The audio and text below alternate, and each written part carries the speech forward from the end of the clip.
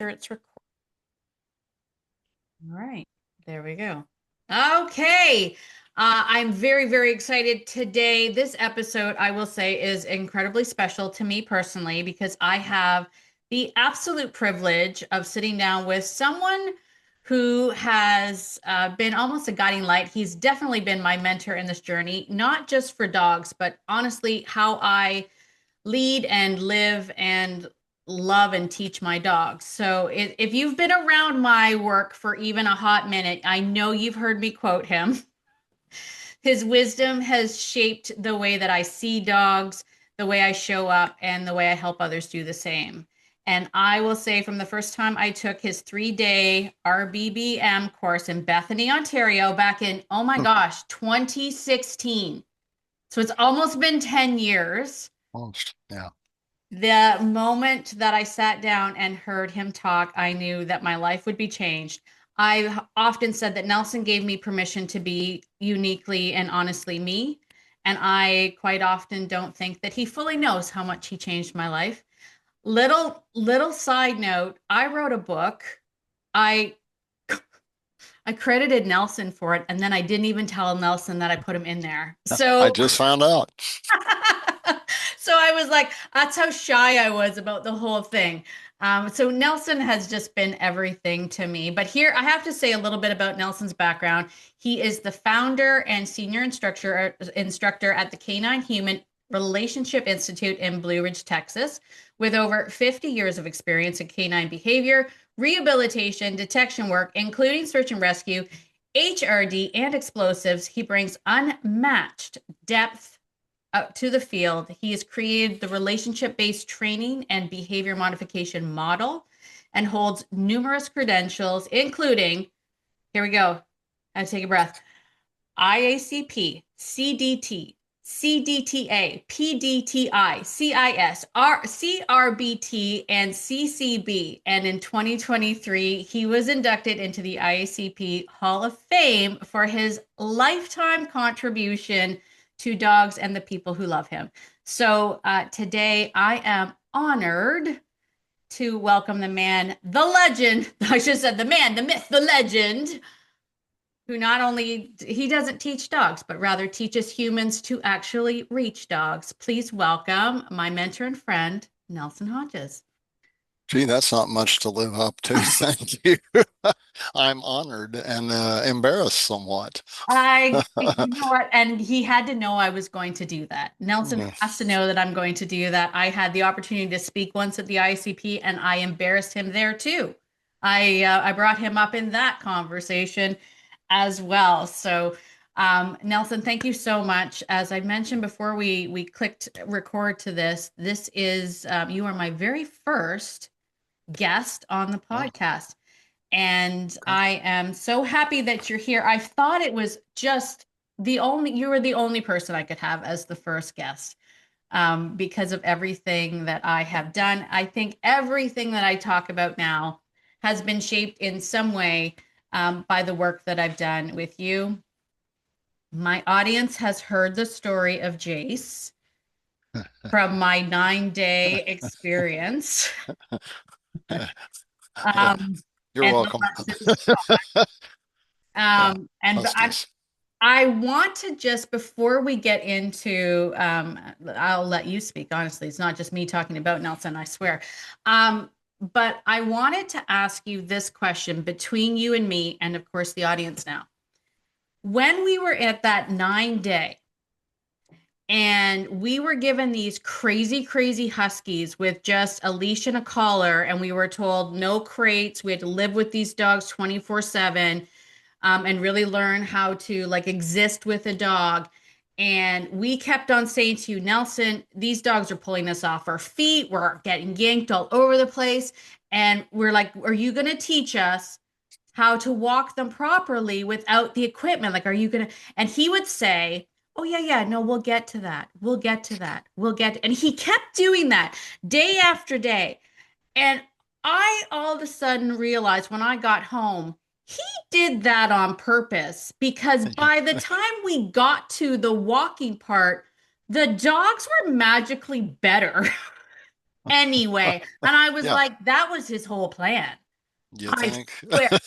I'm like, I turned to Karen and I was like, he he did that on purpose. Like every day we would come in and we'd Yeah. be like, oh, my arms are sore. And he'd be like, no, no, no, it's fine. Just keep on going out. And we would do all the exercises and do all this stuff. And we're getting the dogs to do stuff. And then before you knew it, when we got to the part of the dogs walking with us, I was like, oh, this dog's already walking with me. And I'm like, I think that was the point. Was that the Yes, point, Nelson? of course it was.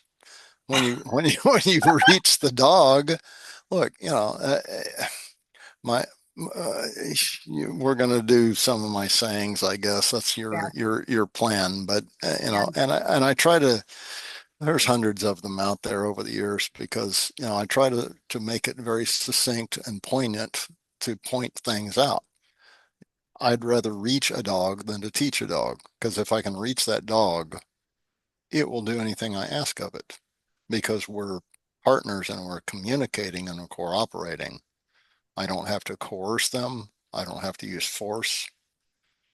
It's agreement or disagreement, and it's very soft because they care, because you matter, because you're relevant to the dog, Mhm. not because you say so, but because you actually are. You're a partner in survival and enjoyment of life.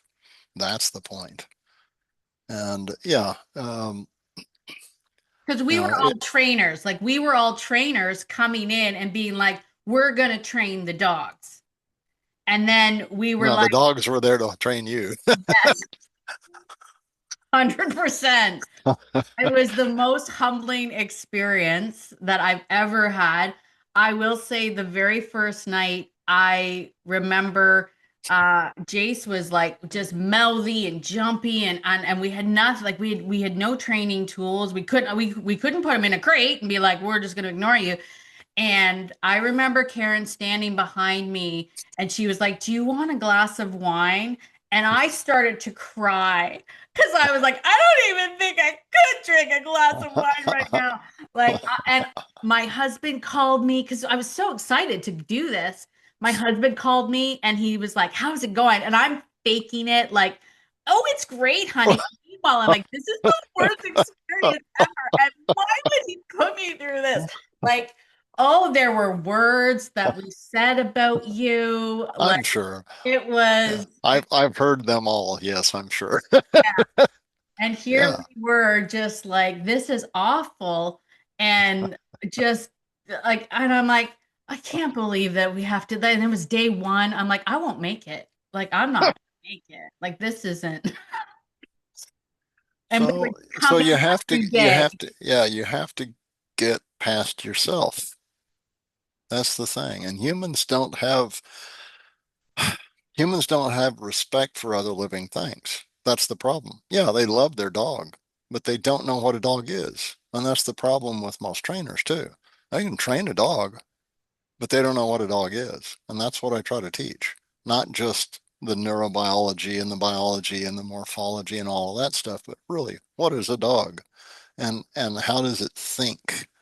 You got to look inside the brain because you're working from your brain to another brain. And if you use anything to control a dog physically, you're not reaching it mentally. Hmm. Period. Hmm. Period. I will emphasize that and I will go to my death for that. Okay. So it's about reaching that dog the way the dogs understand it. So the dogs are always there to teach the trainers, not the other way around. You know, and that's the point. Yeah. And other people. Over the years, actually a lot of people it used to be about maybe 60-40 back when I was just teaching course one, which is what I call the RBBM thing. And I taught that for I don't know how many years. Uh, in the form that you had, probably about 15 years ago was when I started teaching it that way. And uh, that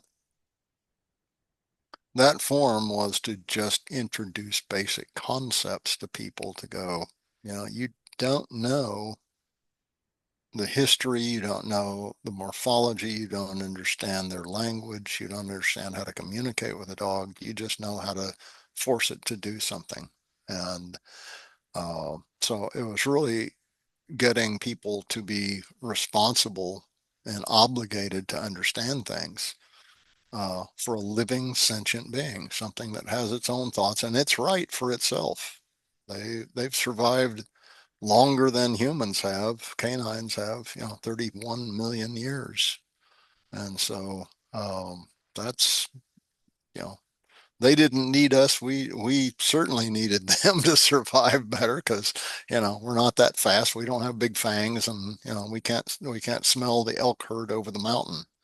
It's So, amazing we got as far as we have. well, we matched up with them about 40,000 years ago. And that's why when you look at the human population through time worldwide, about 40,000 years ago, once dogs kind of spread throughout as a good idea with humans, as humans bumped into other humans and saw they had proto dogs that helped them hunt and survive better, then it spread across the world. And, by 20,000 years ago, guess what? Our population started going up. That's because we had help. So we Man, would still be just a few million humans if we had not had a partner. Basically, we're a co-species, literally. And I've put forth that aspect for decades now, and finally, many other people are ethologists and others are seeing that as we are a co-species with dogs. Matter of fact, we share more than 300 diseases with dogs and vice versa, which is the only animal on earth that does. That's the first animal that we call domesticated. They domesticated us, actually. They showed us territory, they showed us lots of things. So, but we take credit for it because humans are such egocentric, you know, sons of guns. entities. Yeah, yeah. So Sons of guns. anyway, how do I get off on that? I always get off on I that. Sorry. will say getting back to your, if you had to physically do the dog, you didn't reach them mentally. I don't know if you remember this, but there was one point when we were standing by the cars and was holding on to Jace and I needed to take a break because he was Jace. And we were talking and Jace jumped up on the car and my immediate response was to pull him down because it was a rental. And you turned to me and you were like, you could have asked him to get down. And I was like, but it's a rental. And you were like, Jace didn't know that. And I was like, and then that night I was like, okay, Jace got in. He was like really like he was really saucy. And he got up on my bed. And so I was like, wait, I went to get like pull him down. I'm like, no, no. Nelson said I should ask him down. So I put my hand up and I was like, you want to get down? And he grabbed my hand. And I was like, and then he got down and then he rubbed his scent in my drawer and then he rubbed his scent on my pillows. And I was like, I don't like this game. It's not a game. Like this game. And Nelson, you're like, why did I sign up for this? I was Uh, I was like, yeah, Nelson, sure, I can just ask the dog off, right? Like yeah, but I ask until you get the right answer. ask till you get And the right and answer. that's not about saying the same thing over and over again, the same way, slower and louder, like we do when we're speaking in a different country that doesn't understand English. Yes, yes, and that's what we all do. That's what humans do. That's what we all It's actually incumbent upon us to figure out how to reach that particular dog with its personality, temperament, and the way it understands things. yeah. So, that then you're learning how to communicate. And that's the most effective and fastest way to actually reach a dog and make it a partner instead of conflict. Yeah. Well, I will say your course is brilliant. It's a ride, because I don't want to spoiler alert the end of the course. Like, I don't want to spoil it like a movie spoiler or whatnot. But Yeah. at the end of it, I had a dog that followed me everywhere, laid down by my feet. Like, we had such brilliant moments together, this dog and I. I've told the story about the one night going out for the walk, and the fire department was beside the hotel, and the alarms went off, and Jason and I sat on the wall and watched the firemen get ready to go, and they took off. And then it was almost like the two of us were like, well, that was interesting. I'm like, you want to go? And he was like, yeah. And we got down off the wall. And I mean, it was it was honestly magical. Yeah. And in 9 days. Yeah. And then you were a horrible human being and you told me I had to give him back. And Oh, you could have taken him home if you wanted, and I but had to get on a plane and I cried yeah. all the way home. That's how that story ended. All right, spoiler alert. That That's how many people leave. They have to give the dog back. Some don't. Some I take was them home. like, okay. It was magical. So I mean, it was a brilliant. It was a roller coaster. It was a brilliant. I highly recommend. Well, Nelson has a lot of amazing courses, and we'll talk about that at the end. But um, if you want to go on a journey, that one's it. That one's it. All right. So, everyone who's listened to this podcast has heard me probably quote numerous of the what we called Nelsonisms. And I will What say, you call it, I don't. I call it, and I think after my class, I started the whole like putting posters up of pictures with Nelsonisms, Yes, you did.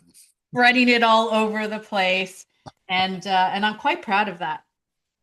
So I wanted to today actually go over some of the Nelsonisms, some of the favorite ones. I think there's one that really stuck out for me, one that helped me tremendously. I'm going to save that one because I think one of the most famous, popular ones from Nelson is the if you want to talk dog, shut your mouth. Well, that's not quite how it If you goes. want to talk to your dog, shut If your you mouth. want to learn how to talk to your dog, Oh, if you want to learn how to talk to your dog, shut your mouth shut. because it requires you to not use human words. Monkey chatter is what I call it because that's all it is to a dog. And and then figure out actually it forces you to be calm, not cause upset by your noise constantly.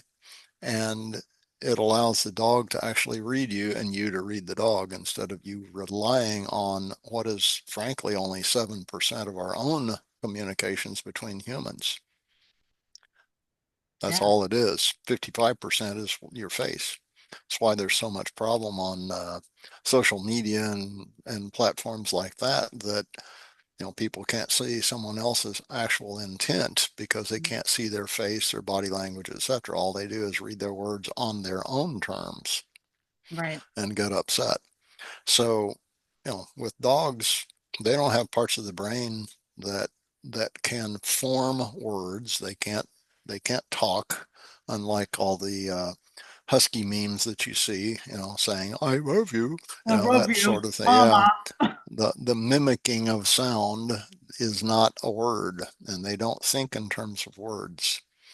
So they can't. That's not how they do it. They can discern over 500 different sounds that you make, but sound to them is a precursor. It's what we call a warning order. The sound is, hey, look at me. This is what I mean. And you're looking at their body and their intent and what's in their brain. That's how they communicate, not the sound itself. So for you to monkey chatter constantly, which is what we do all day long to each other, and into a little plastic thing we call a phone, Yes. which makes no sense to the dog, or watch something, this big screen thing and hear monkey chatter on it all the time. And the dogs have had it. I mean, if I had to live in that kind of cacophony of sound constantly from some other alien being, when am I supposed to pick out that sound that's meant for me? That's a good So, point. we had years ago, I think probably 10, no, 15, 20 years ago, I was teaching a class and I had a rather loquacious female in class that was constantly talking. And so I challenged her between day 2 and day 3 of class to go home, and she was at, I was in that location, so she could go home at night and simply not say a word. I gave her 24 hours to not say a word to their dogs. And she came back and the next day and said, it was amazing how calm my dogs were. I'm thinking, yeah, think so. So, that challenge of, 24 hours, don't talk around your dogs and you will see a change, because now you have to focus on how to communicate without our monkey chatter, which makes no sound, no sense to them. The way, look, dogs use sound in two ways. Okay, this is where all this comes from, guys. It's all connected. So the major elements that dogs use sound for is to call the pack, woof, yip, bark, all those things to go, hey, there's something here, or, the buff, buff, buff. That's to get everybody else to come look to see what it is the concern is. It's either an exciter, it's a potential threat, it is a threat, it's territorial incursion, it's whatever it is, but come reinforce me, come see, and let's do this together, because dogs are social animals. Mhm. And that includes you. You're part of that social unit, or you're not. Instead of yelling at your dog to shut up, go see what it is they're doing. Hey, what is it? Okay, no, it's okay, buddy. Come on, let's go. And it's over. All they're asking is for you to come look. That's the half of what they do in using, they're calling the pack. And so you go check it out and you go, nope, nothing to worry about. Guess what? They don't bark at that thing anymore. And after doing that calmly and composed, out the window, next door to the fence, whatever, five, six, seven times, they get the general associative aspect of, okay, these things are not a problem, so I won't bark at those anymore. Unless, of course, your dog is bored to tears and just needs something to do. The other part of what they use verbal for is to say, look at me, I really mean this. So the whines, the yips, the howls, the all of these other things, the growls, the low growls, all that stuff is to get your attention to look at them. That's what they communicate with, is their body. Mhm. So if you're using sound all the time, you're confusing the dog. And after a short time of confusion, then they just ignore you. So you're not relevant anymore. And the whole point about relationship is you being relevant to the dog, not the other way around. It has nothing to do with you love your dog. Yeah. So you have to be relevant to your dog for them to trust you. Otherwise, there's no trust. Yeah, they'll put up with you, and humans negotiate away about 95% of what's important to a dog because it's unimportant to us. Mhm. So, and we only want to encounter our dogs when we want to, not look, dogs look at things in terms of pure survival. Humans look at survival as, what color of shoes do I wear today? Yeah. That's our survival, because Yeah. we control all of our environment. We've built our environment. We don't have bears attacking us anymore. We don't have lions and tigers killing us. We we don't have to worry about anything because we've eliminated everything that's, potential threat to us except ourselves. And we're still trying to do that. So so our universe, our environment that we've built, we know all the sounds, we know all the things, we know everything, so we ignore it entirely. And what's the most, our prefrontal cortex in our brain is has past 15, 20,000 years has been developed for social stuff, for culture. That's what we think, and that's the majority of what's in our head. That's how we think about being accepted and surviving. That's our survival anymore. It's not about how am I going to find something to eat today and how am I not going to get killed today. We don't think about that in terms of that, but dogs still do. that's the way they think. So you're irrelevant in their survival most of the time. And dog can't trust you for anything except maybe feeding you somewhere around the time that you normally do and going to bed. Yeah. And that's the point of it. So the point of all those sayings are to get people to think in a different way about what a dog is, because a dog is not a human. It's not.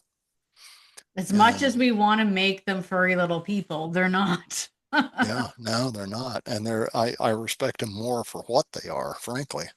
because they're real. And Yeah. humans are too much in their own head. And the dogs that, dogs I used to work with for, however many decades, uh, I was the guy that took on the dogs that nobody else would, could, or wanted to.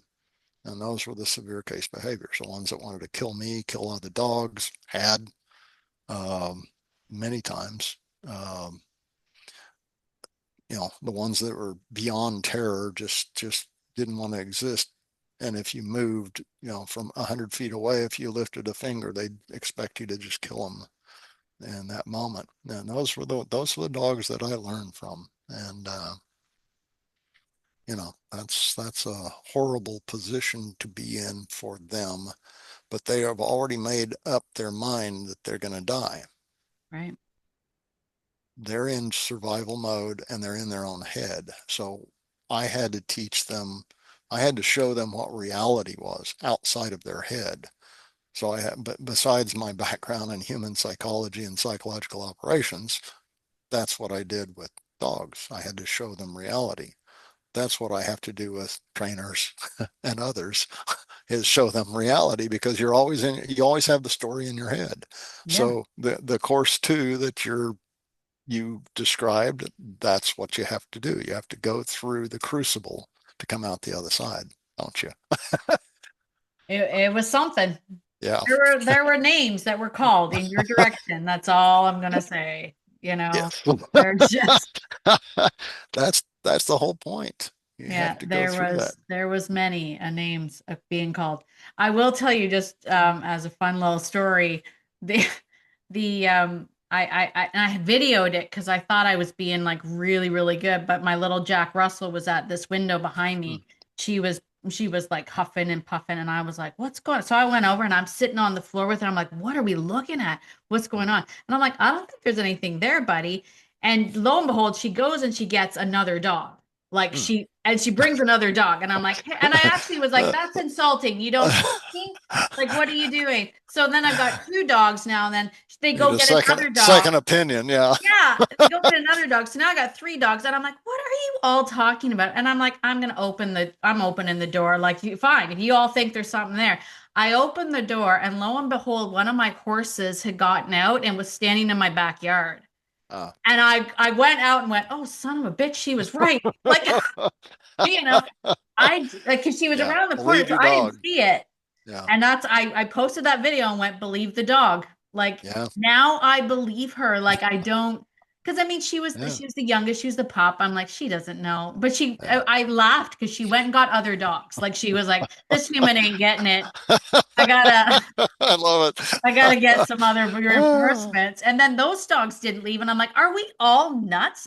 No, here." And then like, yeah. And then I had to do the whole like, "Don't chase the horse. Come back." Yeah. Like, Yeah.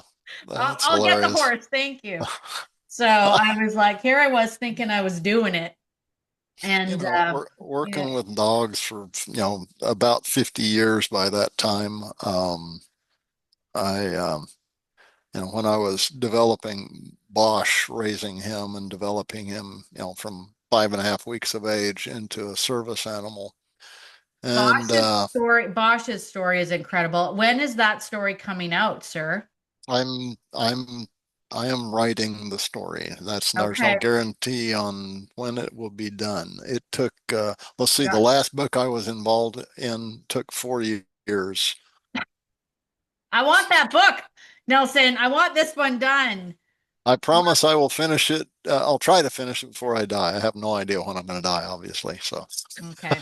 Anyway, but I'm going to get this audience on you as well. I want you all to know the story. Like Bosch, every time he speaks of Bosch, my heart is just like, I'm so in awe with this dog.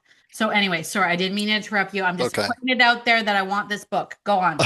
He's he's pretty amazing. You know, he's world famous obviously in the trainer world because Hmm. he's very unique, highly intelligent, probably the second most intelligent and sensitive dog, situationally aware, is most situationally aware dog of any I've ever seen, and many other trainers too. But uh, he's yeah, second most intelligent. Unfortunately, I also have the first most intelligent dog, which is Toffee. And she was described to me as a pup as scary smart, and that interested me. And she is still scary smart. Okay. She just blows me away. But Bosch, when he was about 2.5, I had gone to teach at actually at Angela Luke's place in outside of Washington D.C. at that point. And of course, Bosch was with me the whole time, and he was acting very odd on the trip. The first night that we had to, it's a long drive. I don't I after 900 airplane trips I or all over the world, I don't ever want to be on a plane again. If I had a bridge across to Netherlands, I would be was driving gonna there say you're next week. getting on a Yeah, plane. yeah, I know. I try to avoid them anymore, but uh, anyway, he was about 2.5 years old at that point, and of course, my mind was, I'm taking care of him, I'm training him, I'm teaching him all this stuff. I, it's my responsibility, and he's still this thing I'm forming or helping to form. He's obviously his own dog too, and must be as a service animal. He needs to be able to have. He needs to be able to say no to me. Well, up to that point, he hadn't, but that first night he was acting very odd, and actually the whole trip once we started, and then that night he would not settle. And I was thinking, my gosh, does he have bloat or something? Did his stomach turn? So I'm, feeling underneath to make sure he's okay and all that. About 1 a.m., we're not sleeping. He Mm, had jumped into bed. He's not allowed, none of my dogs are ever allowed up on anything. He jumped into my bed, and that shocked me because it's the first time ever trying to get my attention. I'm going, okay, what's wrong with you, buddy?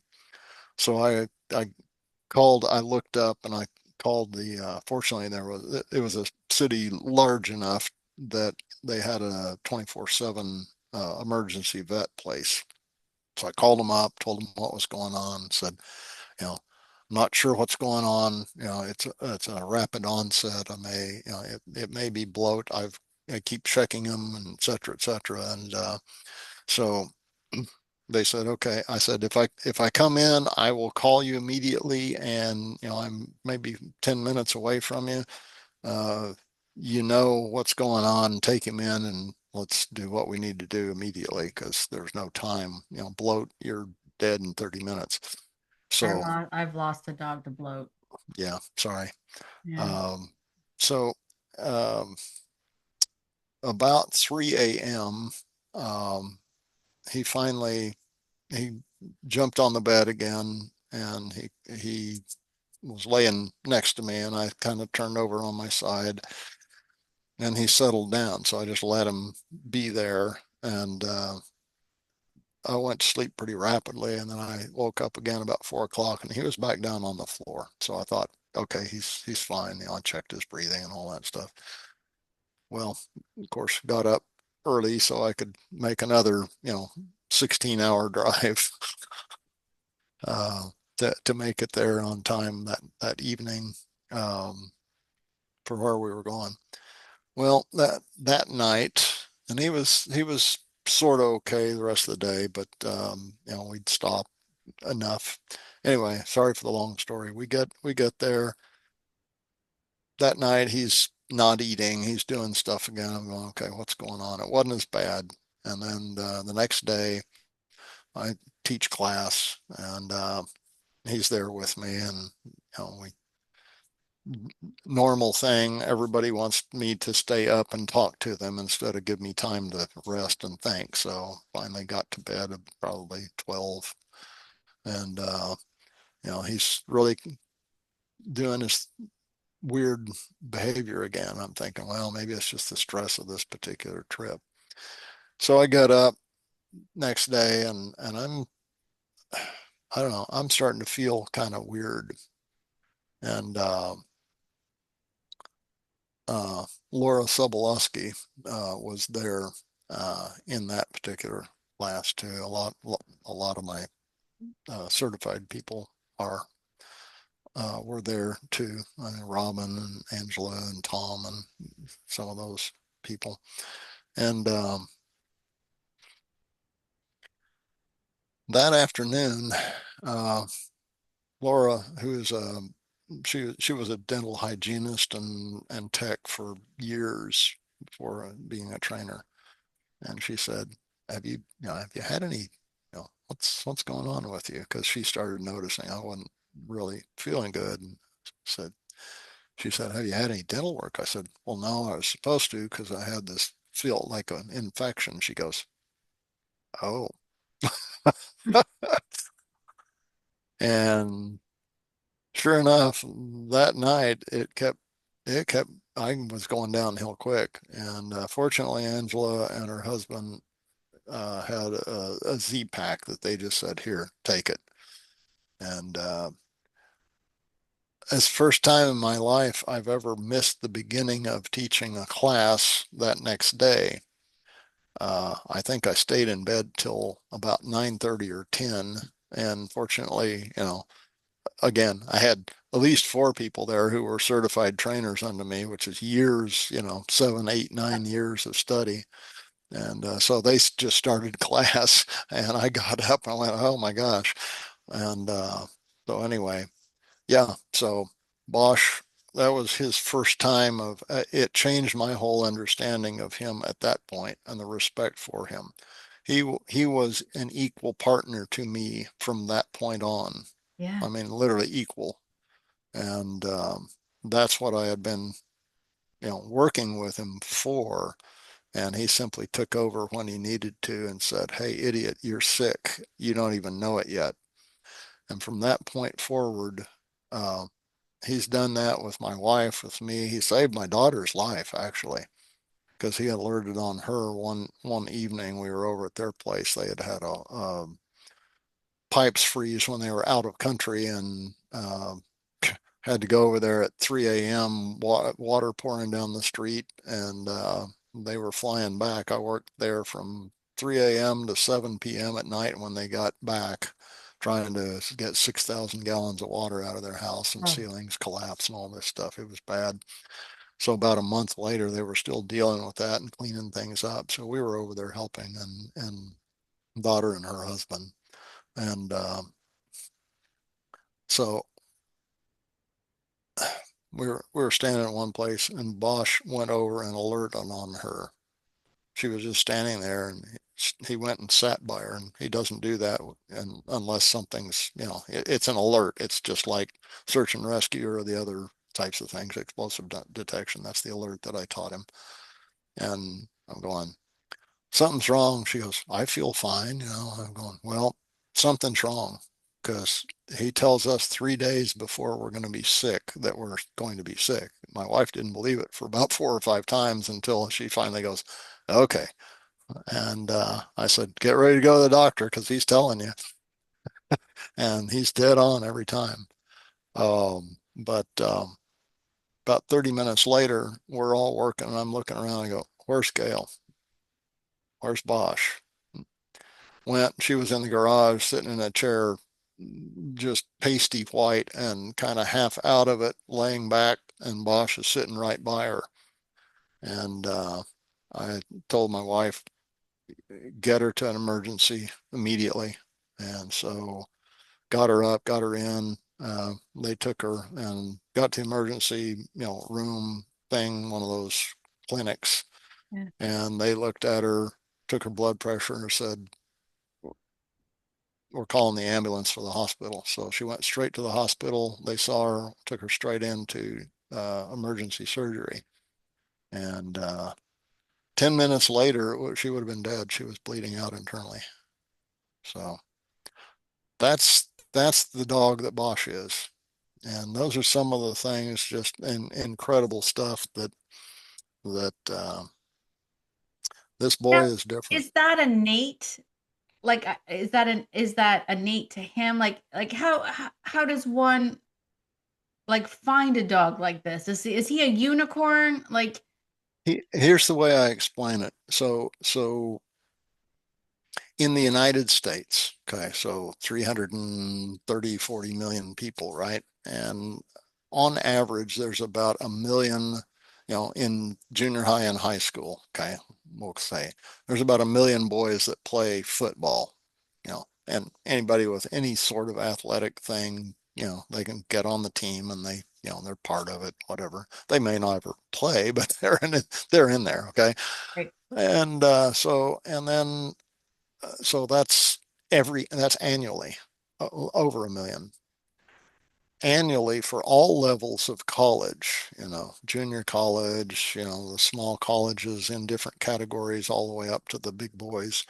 Um, every year there's about 100,000 approximately football players. So you go from about 1.2 million down to 100,000, okay, for all football.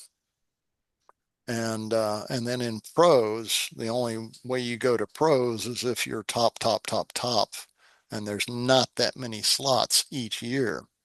So literally, there's very few people that get into the pros. So much so that in the 100 years of American professional football, literally 100 years this year, there's only been 26,000 pro players ever. That's a pro player. Yeah. That's what you're looking at.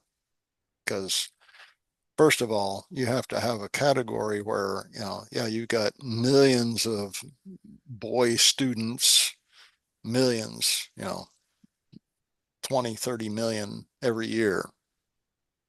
A million play football, 100,000 later, 26,000 all time.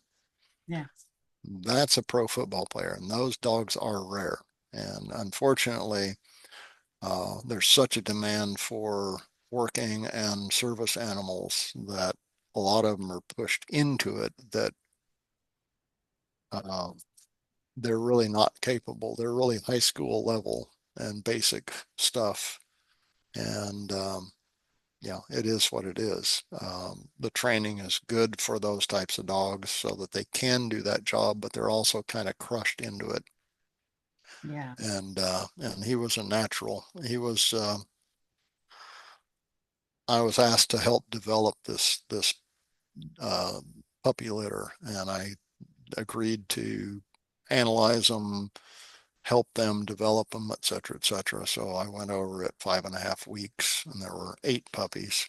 And the mother was incredible, and that's the key right there. You've got to have incredible Yeah. uh, genetics and temperament because they're the example for the pups, and they teach them. So, uh, and I told them, hang on to the puppies as long as you can. I took them through puppy development, all that stuff. Each time, I think I went, in the 4 weeks that I did that, I would write up my own analyzation of every one of the dogs, and I charted all of this stuff.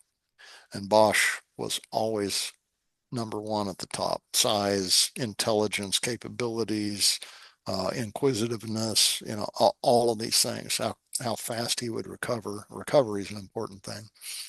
Um, he was just kind of off the charts the whole time. So when the pups were close to 10 weeks old, the mother went, and so they started letting the puppies go. Well, of course, they were all spoken for, but they held Bosch back because they didn't want, they saw, and I explained to him what he was capable of, and they said, well, we don't want to just have him go to we don't know who he's going to go to and what they could do. So they asked me to develop him as a working or service dog, work with him for about 3 months to help him, kind of go that direction.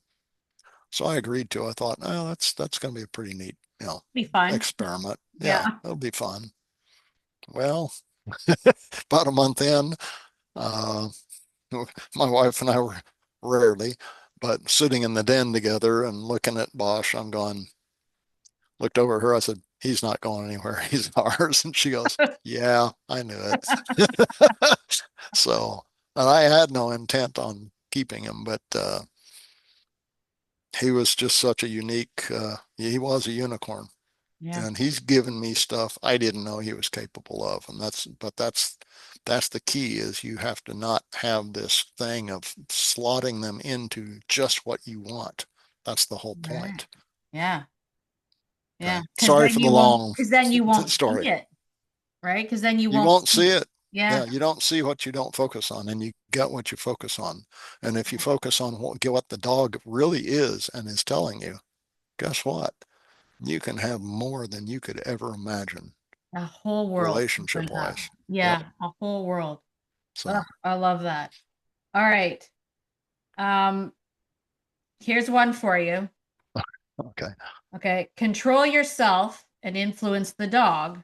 Don't try to control the dog. Now that's accurate. Yeah. Let's That's speak that's ex let's speak to that. that's exactly how I say it. Yeah. Actually, Uh, I like to do the juxtaposition. Don't try to control the dog, control yourself. yeah. It's because the first thing people do is try to control the dog. Why? Because they don't understand the dog. So, of course, we want everything on earth to be exactly like us, think like us, have the same capabilities, understanding, etc., so that we understand it in that way. Otherwise, we're afraid of it. And what does everybody fear? A spider, right? I'm terrified of spiders. I love them. I will pick up every one with my hand, put it outside, wish it well. Oh, I don't want anyone to hurt the spiders. Let's get that straight. Yeah, I'm like but when I call somebody in, I'm like, listen, you have to carefully remove that from the bathroom for me and make yeah, sure I it's mean, got a good home. it's amazing though. I've learned over the years how intelligent spiders are. They really are extremely intelligent, and they're able to understand that you're not trying to hurt them if you give them the time, which it doesn't take much time, and then you'll just kind of herd them up on your fingers, and they'll crawl into your hand. You take them outside. I'm not signing up for that course. There's no way in hell I'm signing It's up. just it's okay. It's okay. I don't want to be a spider whisperer, Nelson. I don't want to. People are afraid of snakes. They're afraid of what they don't understand. Yeah. And we don't understand a lot. And so that's the whole point of the institute is to get to understand at least yourself. Mm, yeah. And when you do step outside of yourself and you start actually realizing what an intelligent sentient being a dog is, and it has its own answers, and guess what? They're just as valid as ours. So learn to communicate. If you can pre-communicate, okay. So how do we? So if I were walking next to you and I wanted to turn down this street and I just grab you by the hair or the back of your neck and yank you this way, that's what we do to dogs. Yeah. Didn't tell you anything. I didn't tell you we're going to turn. I didn't say, hey, how don't we go this way? People don't behave that way to each other, but they do to dogs. So it literally takes, and this is where, I try to teach people to use hand signals because hands are unique. And I'm not going to go into the extreme depth on that. We would be here for hours, just me explaining what hand signals are, why we use hands the way we do, and some of the nuances of those things. I will tell you that with Bosch and I, we're constantly communicating. He communicates in his way, I communicate in mine. Um, but dogs are 10 to 11 times. This is my study, it's other scientific studies as well. Dogs are 10 to 11 times more willing, capable, and able to look at your body, hands, and everything else than ever listen to your monkey chatter. So why not use what they're looking for in the first place and be accurate with it? So I try to teach at least crude, rudimentary uh, communications with hands, precursor to asking a dog, what I call asking a dog to jump up on something. You actually move your hand up, tap, tap, tap. Now the dog understands, okay, the motion and what you're asking me to do on top of. Um, so those things are let's go this direction or stop or all these other little hand signals that are basic. I'll put it that way, extreme basics. Just writing ABC, and that's about it. Not even DEF. So in their capability of understanding. With Bosch, I'll be walking along, just normal walking. He's behind me and he's literally sweeping back and forth because he's looking at the entire environment all at once. He's aware of everything. And so he's behind me and he's never on leash with me. He works off leash constantly, no matter where we are. Grocery store, restaurant, it doesn't matter because he's with me basically 24/7. And so all I have to do is literally just a finger move like that to tell him to move over. Somebody's coming this way or there's something coming up. So just as I'm swinging my hand, I can just barely do this with my fingers. People don't even see it. And he immediately moves over. So I'm constantly communicating with him with my hands. He's at that distance and that elevation with his head where he can see all of those things and he's aware of it. Yeah. So he's extremely intelligent, capable of picking up all of that stuff. And so I pre-communicate we're going to go, or I'll just make a finger like this, like out, let's go this direction. We're going to do this, the next step. So it's pre-communicating what we're about to do together, just like a human would do with another human saying, hey, would you like to go here? Yeah, let's do that. Okay, that's an agreement. You Right. had a conversation. I am always having a conversation with the dog because I respect and trust them and they trust me because I pre-communicate before I do something or I ask them to do something instead of just yanking them over. Yeah. Yeah. So it's all about pre-communication. That's the key. And that's why dogs behave the way they do with me.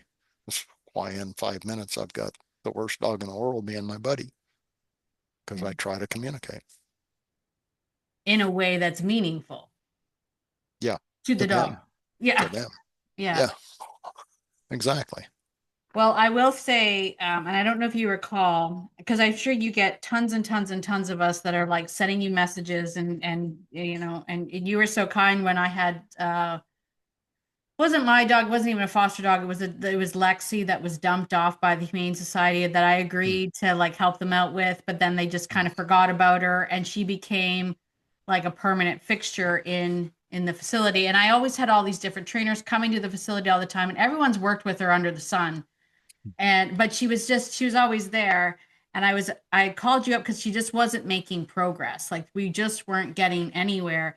And one of the things that you had said to me was that I have to be very aware of how Lexi is influencing my behavior, mm,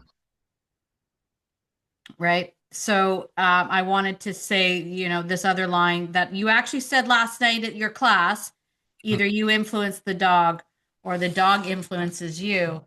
And I kind of took that to heart and I put a big sign on her mm, suite that said, do not let Lexi's behavior influence your behavior.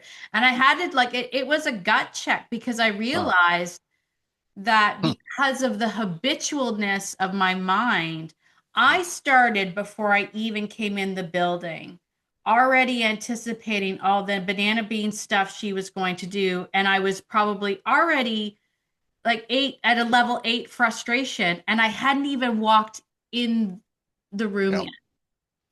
And it wasn't until like you had mentioned that to me that I was like, I had to like I got to check myself all the way back here and go, wow, I'm coming in at an 8. Like I'm Mm, already frustrated. I'm not even giving you a chance. there you And go. I'm coming in frustrated. So you're meet me where I'm at, right? Exactly. Yeah, exactly. Yeah. Meet me where I'm at. You're, she's just corroborating what you're telling her. Yeah. He was like, that's how we're Yeah. feeling today. Good. Let's do Yeah. this then. And I Yeah, was like, exactly. you're making me I'll crazy, meet you there. Yeah. right? So that, I vaguely remember anything about Lexi. I don't remember that. Sorry. yeah, Yeah, yeah. Well, I I've think it talked was to a a couple late of people. I think it was a late night phone call because I had sent you a message and you're like, let's get on the phone. That's the beautiful thing about Yeah. Nelson. Nelson gives so much of his time to all of us trainers who are like, Nelson. But yeah, you got on the phone with me and I actually I was showing I was doing a call. I actually showed because I was talking about you again and about your classes and whatnot because I was talking about, people joining your classes. And I said it's like the university level of dog stuff. And I showed the binder that you gave us for course 2. And Yeah. I'm like, this is what we walked into. Most training seminars you go to, they'll give you like a little do a tag with some notes. Yeah. And but I walked into that and walked out with that. Anyway, I was going through my notes and I came across the notes that I wrote that night when I was on the phone with you about Lexi. Hmm. Because I mean, all of the dogs, have shaped everything in our lives. And I Yes. have this big catalog of notes of that. But so like this idea of influence, let's kind of nail that down a little bit because I want to talk a little bit Okay. more about that.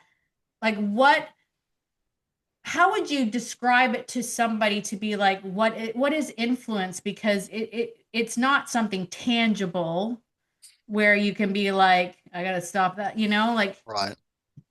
So therein lies the conundrum and the reason for, about 40 different courses is to get people to understand themselves.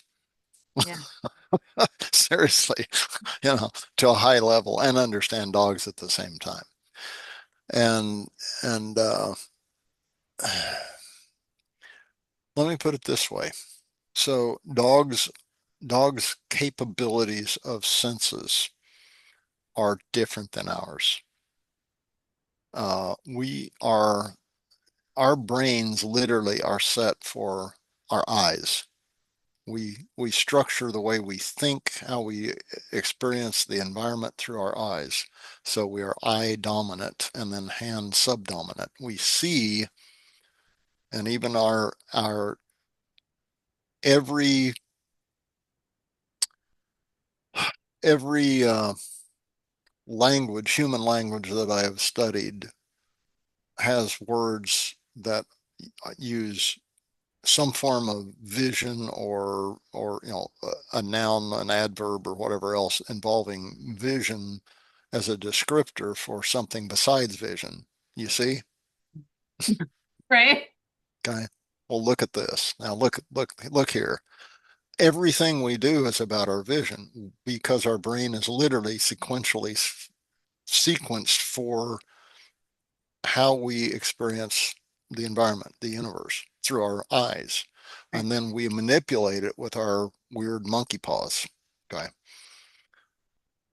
Dogs are nose dominant and mouth subdominant. We're different. We think differently. We literally think differently. The sequential aspect of the dog's brain, up to a quarter of their brain is used for detecting, giving value to, and identifying scent. Hmm. We don't even use a quarter of our brain. At all. We use approximately 10% of the capacity of our brain in our entire lifetime. Oh. So, yeah, most people, except for politicians, and there may be 2%. No, I'm kidding. Just kidding, guys. Not really. Uh, so, um, but they have their senses are entirely different than ours. They have similar senses. Their vision is different than ours. it is not less, it's actually more because of the light range that they are able to see. So what they see you like, they actually see kind of in your body. So it may have been your class. I don't even remember. It's been so long ago. When we brought dogs in that first evening, we got the dogs, we did stuff, and then we came over to the center to orient everybody and say, okay, here's where we're meeting in the morning, and this is our place. And I think I went and sat down, and this dog, husky that didn't even know me, and we had jackets on because it was a little cool. Went and sat down. This dog was maybe 20 feet away and had to make its way around, and it came up to me and pushed its nose across my jacket and sniffed right where I had an ulcer at the time. So it saw through the clothing that there was something there, a hole in me some way, different. It saw that. And then it sniffed to corroborate, yes, that's what I saw. So smelling anything, a, a cell of cancer or an unusual amount of it, because we have cancer cells in us all the time. Um, but that's child's play for a dog. Their universe is about scent detection, and that's how they accommodate the universe itself, all the environments that they live in. And so you it's not just your sweat and how you smell that way, it's literally every breath you breathe out, that you are breathing out the neurotransmitters and hormones that are in your body and brain for that moment that create your thought. Because in neurobiology, you study and you look at it and you say, okay, well, the synaptic gap between each one of the dendrites and neurons that fire a signal across, how does that fire that signal to make that thought to that particular line of neurons through the brain here to have that thought?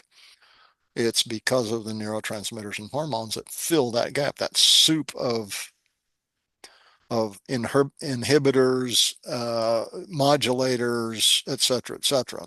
Okay. Hold up. That, You're yeah. saying you're saying dogs can smell my thoughts. Yes, because they have the exact same neurotransmitters and hormones. So they know how you feel and what you're thinking because they smell it in themselves too. Got it? So when you walk in with a presupposition of upset or anything else, and that first breath out, that dog's picking up all of that and knows how you feel. That's why I'm happy for dogs. I'm happy to see them. I love working with them. I trust them. Yeah, because Got, that's the other thing you said to me is you have to like the dog that bit you. yeah. And I was like, that's hard. Yeah, but you have to understand why they bit you. Because I messed up and I don't understand what you're talking. No, it can be their history of things. I mean, most of the dogs that I got, well, I'd say 40% were super aggressive dogs that had multiple bites on humans. Probably shouldn't have been alive, but I got to work with them, and there was only one dog that ever bit me twice. First time was my fault. The second time, we had a conversation. When Yeah. the conversation was very silent, didn't involve hitting him, didn't involve yelling at him. It was a stare down, and the waves of different emotions and thoughts going through his brain, I could see for those 10 seconds over his face until he finally goes, how do I get out of this? And that's what I wanted was to see how the change of thought and behavior. And I turned and walked away. And by 5 steps, he was right next to me, pushing his head into my leg, and I scratched him on top of the head. I never had another problem with him. He was a very intelligent animal. So, and I think I alluded to this in the ICP talk when I specifically said, how do us mere mortals do do that? Because you can't fake it then, right? You can't No, you really can't. fake it. no, So if I, because you are incongruent, and incongruency is distrustful. right. So Makes sense? it does, but how do I overcome that? If I have a legitimate fear, Yeah, or let's say a dog owners that their dog has bit them and now they're afraid of that of dog. course. Yeah. How do we get a human to get to a point where they're able That's to connect? that's why they need professional help from a professional that can understand what they're going through. First of all, we're humans too. Well, at least I'm half human. And We haven't proven that yet, though. uh, We just think he's all sorry. dog. We don't know about the human part. Uh, and you know, explaining things to them to a high level that they can understand, because everybody's intelligent. I've never met a dumb dog. I've never met a dumb person. It's how you reach that person based upon their experience too. And so, we have to give examples, we have to show them, and human adults especially have to see it to believe it. Well, they expect it from us. Yeah, oh, I know you can do this, but then you have to point out the differences that they make. And what I used to do is say, hey, did you notice when you were thinking this way, you were talking with me, you're relaxed, all that. Did you notice how your dogs were behaving? And of course, most of them go, uh, yeah, when they don't, No, I but didn't it see gets that at all. them thinking and going, maybe I'll notice it next time. Yeah. And I said, well, your dog was really relaxed, was looking up to you, checking in with you, like, hey, buddy, you okay?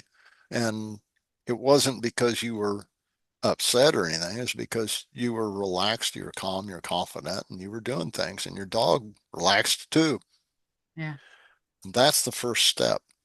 And it's getting you fear what you don't understand. So our obligation is to teach the people about what a dog is. And that's why I teach trainers what I teach, the level and the depth, and eventually they understand that I don't expect them to teach their clients, you know, 8, 9, 10 years of courses, but they have that information so that they can reach that person with what they need. That's the point. Right, So right, right, I, right. it's not just information, it's the knowledge and the skill, the art form of taking real science, not cherry picked stuff, and understanding. That's why I say a lot of trainers are very good at training a dog. They don't know what a dog is. Hmm. Okay. So that's the difference. And unfortunately, I will say there are more behavior cases out there than ever before. Not just in numbers, but in percentage. And why? Because, and here's the thing, I understand about, spay neuter and all that stuff, and we don't want more dogs, but that's not the problem. The problem is not accidental litters. The problem is puppy mills because there's a demand. And so what we're doing is we're taking the good genetics out of the gene pool and having puppy mill dogs. Yeah, So we're actually destroying dogs by that policy. yeah. There's got to be a different answer. And so we have more behavior cases, and people want to help dogs. They love dogs. They want to save them, but we're not saving dogs by spay neuter and then getting bad dogs in shelters. And by bad, I don't mean bad dogs. I mean genetically not quite right. Hmm. And also expecting every dog to be the same thing. You know, That's an Ovcharka is not a King Charles Cavalier. true. And if you guys don't know what an Ovcharka is, look it up. Yeah, they kill bears, wolves, humans, anything that comes into that territory. That's what they were made for. And there are hundreds of years of the most massive uh, they make their own decision. And once they're 4 months old, they're not a puppy anymore. They're a dangerous animal. And people are importing them, breeding them here in the United States. And I've worked with several, and I'd rather work with a rabid wolf because a 250-pound dog is not your buddy. No, So no. And if you don't want to work with them, I don't even want I don't want to see them in this country. They have their place, and it's not here. It's in the Caucasus Mountains, keeping their sheep flock and their territory safe. That's all they're there for. That's it. That's their job. to. So Yeah. not all dogs are the same, guys. No, they're not. They're not. That is for sure. Now, I have two more things. Okay. We've already alluded to this as I think, a core concept. But I wanted to bring it up again. The classic don't teach a dog, reach a dog um, concept. And I think for me, as someone back in 2016, when I first saw you, um, I think it was this concept that really, really spoke to me because if I can be honest, I had been to numerous seminars by this time. Um, and I had I had been kind of pushed into dog training as someone that like people came up to me and said, you should be a dog trainer. And I was like, really? Why was that? And so I was like, I guess I'll be a dog trainer. So I started studying and all of that stuff. And I'd gone to seminars and seminars and seminars, and I didn't like them. Like I didn't like them. And nothing against and some incredible trainers. Don't get me wrong. I've I sat and understand. listened to Yeah. incredible trainers, but I would bring my dogs, and I've told this story before, but I brought one of my dogs, and I we were going through the exercises, and it was the typical threshold exercise where you're supposed to come up to the threshold and the dog is supposed to stop, and then you put them in a sit. And I had my beautiful dog beside me, and she's on a slip leash because she didn't really need a leash, but we had to have them on a leash. And she walks up beside me, and I stop, and she stops because she was always slightly behind me. And the Mm. trainer said to me, put her in a sit. And I was like, why? Ooh, Oh my God, was I ever hated for the next 6 days of that course? Um, I got the because we said so. yeah, Like, and I was like, because they don't have okay, an answer. because I was like, listen, I get like for some dogs that are pushing through and whatnot, but clearly this dog isn't. And if I were Yeah, to like reef up on her neck right now to tell her to sit, that would really be a betrayal. And I was shunned from that thing. The trainers wouldn't talk to me at the good. at the end of it. Well, you have to consider too, though, I was like this, like, young, trying to figure out my way in the training industry. Yeah. And I went to the one-on-one, and the guy told me I was a dog hoarder and I probably shouldn't be training dogs. And I spent a boatload of money on that. And I came home crying and I was like, "Whoa," like he called me a dog hoarder because I asked why. Why Yeah. sit? Why does she have to? Why does her position matter? Yeah. Like, Yeah. and Good. and the rest of the whole thing, if I would walk up, he'd be like, "You're just gonna do what you want to do anyway. You might as well go over there." And I was like, "All right, over there."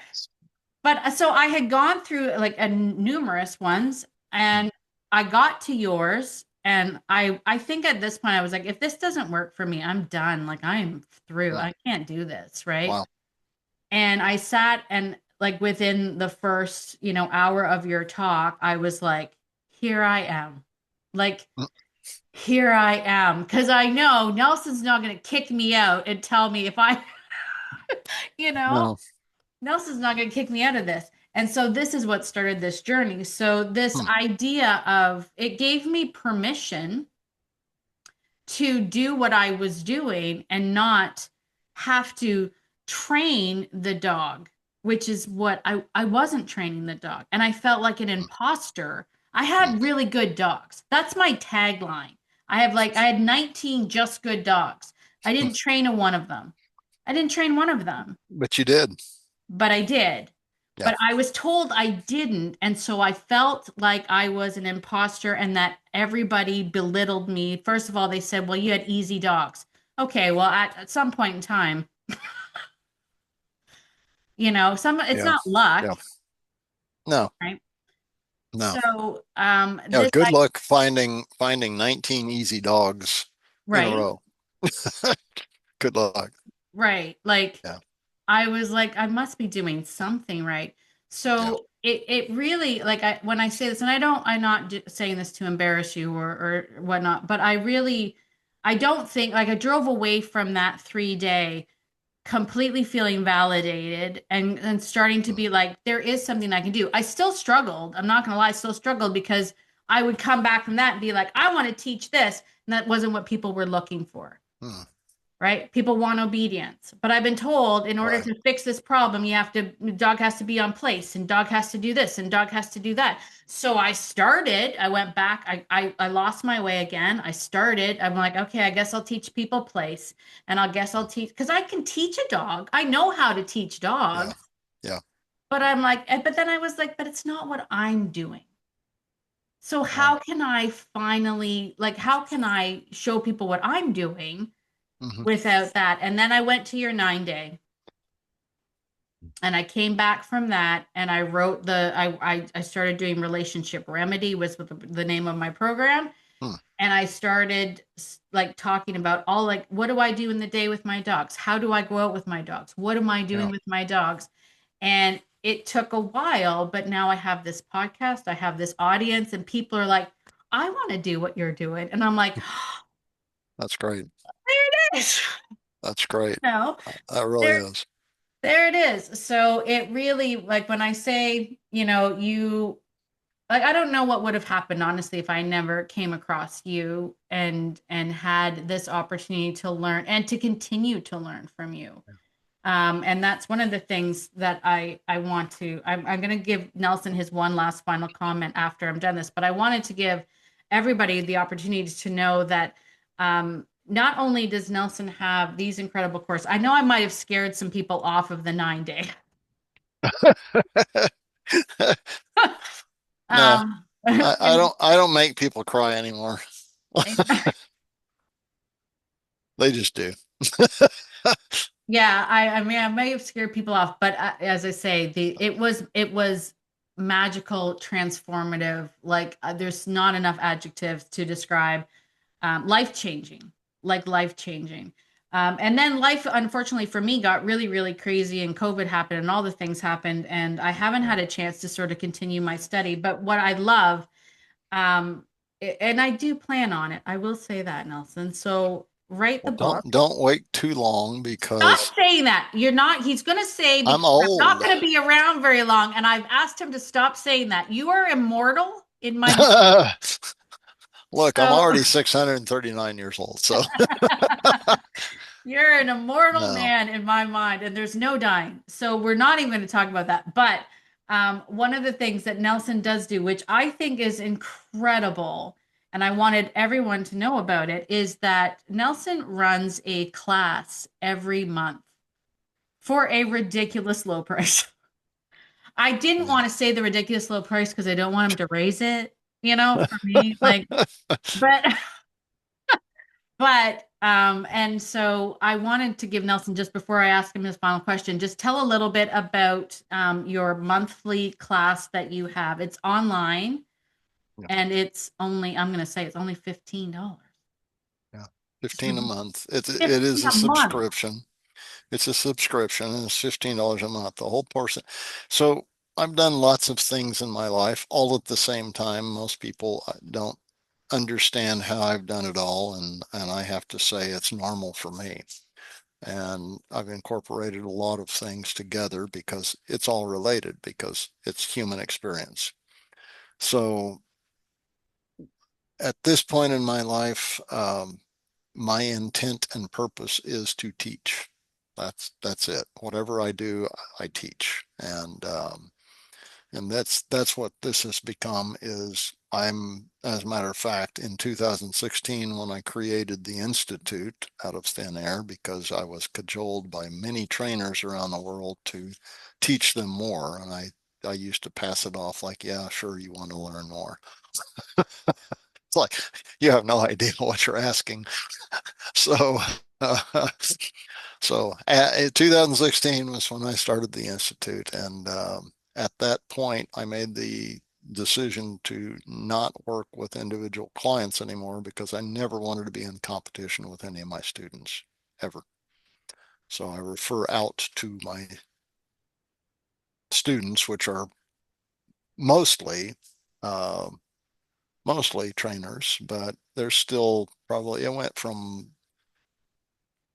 probably 60% trainers, 40% non-trainers in classes to uh, about 15 years ago, maybe 70-30 to now maybe 90-10 at the Institute. So there's still, I have people who are going through and I can't certify them as trainers, but they've gone through all of the courses and um,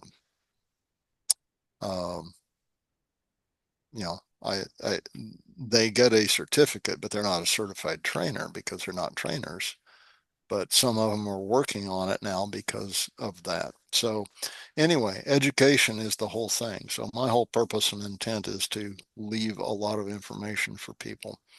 And one of those ways is through the monthly class. And it's basically a 75 to 90 minute, usually 90, maybe a little more uh, class. Yeah. Angela puts her foot down and says, no, that's it. People don't want to listen to more time. They don't want to spend more time.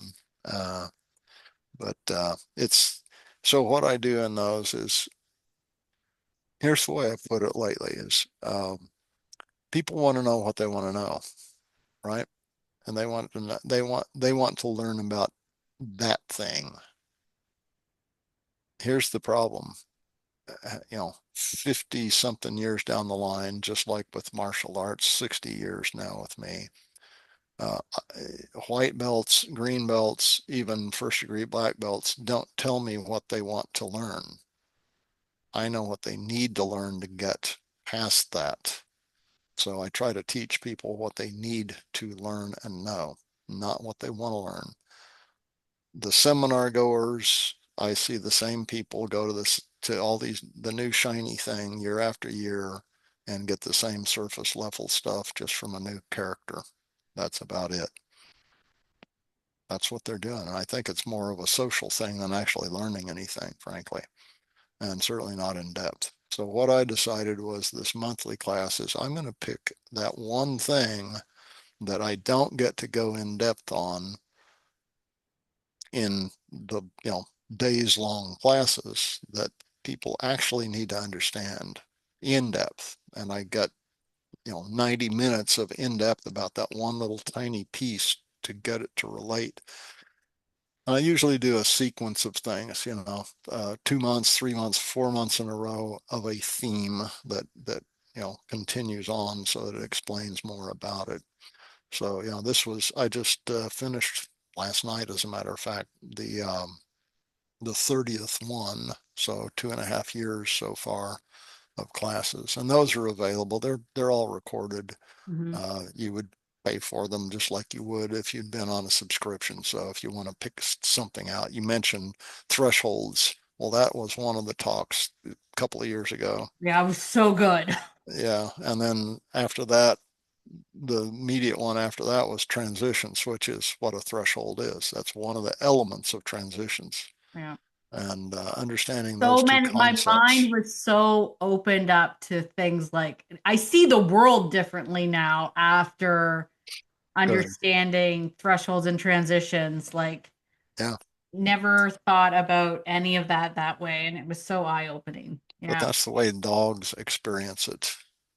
Yeah. And, you know, that's my varied background has allowed me to understand dogs from their standpoint because I've had to experience those things as predator and prey in various environments around the world.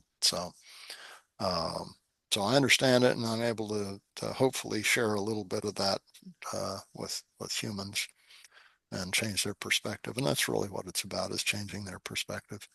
So that I've enjoyed that. I've got about 40 more subject matter I've already written down that I want that I want to cover.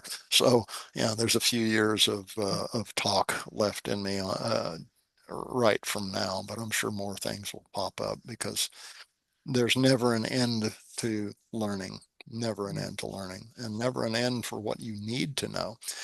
When I started the Institute, I decided, okay, what do I need to teach? And it's something nobody else is teaching, which is what 40 and 50-year trainers inherently know if they're any good. Yeah. That 30, 20, 10, 5, 2-year trainers don't know. So I'm trying to yell from back here, say, it's this direction, not over there, not this, not that. Here's the path, guys, and every once in a while I have to go, nope, this way, nope, this way. And that's Like the that's what I'm Bosch gonna signals, you just have to yeah, just just the keep hey, on. it's just over here. Come on. Yeah, just except for us, you have to be much better, like Yeah, big, it's slapping upside the head. bigger gesture. Bullhorn sometimes.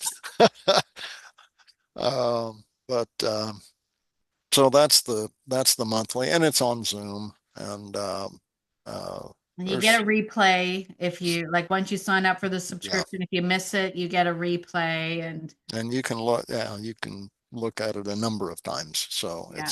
it's not sequestered from you. Yeah, I'm not Um, gonna lie. I try to attend live and then I watch the replay to take the notes because I used to try to take the notes while I was watching the live and I missed so much of it that I've decided to just for the live, I'm just gonna sit and I'm just gonna take it in and then when the replay comes, I'm able to kind of uh, re-listen to it and then kind of take the things. And the funny thing is, I've taken your RBBM twice. And every time like when I took it the second time, it was like I took it for the first time. Because every time you hear these things, you're in a different place or you've had different experiences. So the information hits differently. yeah, yeah, And which is that's why that's I it. I'm Yeah. always learning and growing. And every time I get the opportunity to learn from you, Nelson, it's an honor. So Well, it's an I honor for me. Thank you. It's one of the reasons, though, we've also instituted a few years back that one between especially course two to course three to course four to course five, you have to have a minimum of 8 months between because you have to go take those lessons and work them and understand them Mhm. better to come back with the right questions, not answers. And so, uh, and it's also course one is you have to have it 3 times Yeah. before you can go to course four. The reason is, and actually it was the 8 years in a row that I taught there in Ontario, and I'd see for 4 or 5 years in a row, I'd see the same trainers. I'm going, what, you guys just slow or something? Why are you here again? And they'd say, well, because we can only get about 20% of it each year. I'm going, oh, okay, well, I understand. And then means something different the next year because Means something you've different. got some basis and background to start understanding it in more depth. And, it's interesting. I'm not a popular trainer. I'm not one of those guys out there that proselytizes themselves to marketing. I'm not the new shiny thing. All I do is give information and education instead of have a worshiping following of some personality thing, which is what most of that stuff is. So it's uh, it's a labor of love, and creating the institute, there was no there was no precursor that I could have looked at as a model because nobody does this way, and nobody has.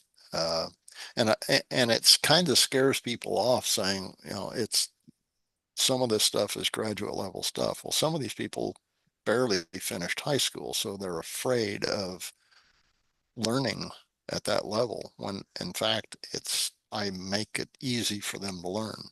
Mhm. The whole point of, some of the people who aren't trainers come in and they learn at the same rate as the trainers. Well, that ought to tell you something. It means the trainers don't know it either. Yeah. So, I think too and sometimes, they all learn. yeah, I think sometimes too, though, there may be an advantage to the untrainers because you don't Yeah, have to unlearn stuff, that's true. Yeah, because you know? you're hanging on to your but. Yeah, Exactly. Yeah. yeah, Yeah. and yeah, no, that's true. There's a lot of things. Not to take away from your podcast. Sorry, we do have a podcast going on too. I was on that podcast, so Yes, I'm yeah, okay with that. it's coming up uh, soon. I think they've interviewed so many people Yeah. already, and I think it's on number 10 or 9 or 11 or somewhere in there anyway. But some really good interviews, and Angela and Bree do an excellent job. They are having a blast with it. So Yeah, I uh, love the philosophy. It's one of the things that I for very early on I tried to encompass this idea that we can all get along and we all have value and we should yeah, all be sharing what we've learned and learning from each other and we're not competing yeah, and so I love that philosophy behind that podcast, just sort of getting people talking about the things that they love without judgment, without yep, ridicule, without, being made to feel like you're wrong, you yeah, know? yeah. Well, Yeah. that was the whole point, is really to bring, once again, bring education opportunities for people to learn.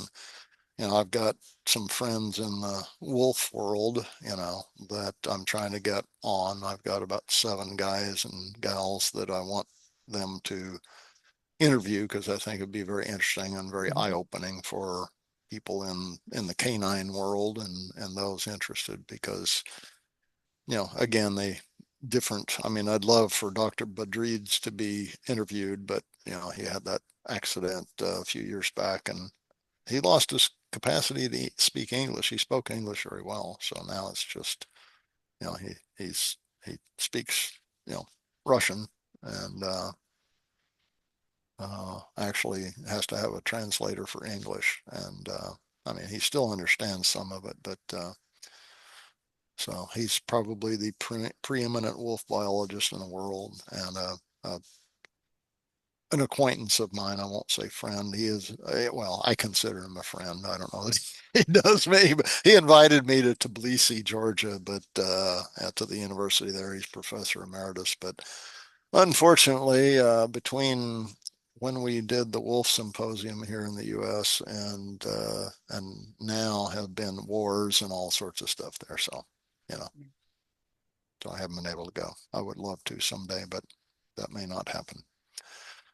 Uh, but there's a number of other guys, there's Rick and David and all these guys that I know that have worked with wolves all their lives, wolf recovery into Yellowstone and the red wolf and Mexican gray that I'm involved in, all that stuff. So it's a wide range of interviews, everything, ethologists like Roberto Barata, or Yeah, that was a good one.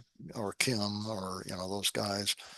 Um, don't know that Roger will uh, be on or not, but yeah.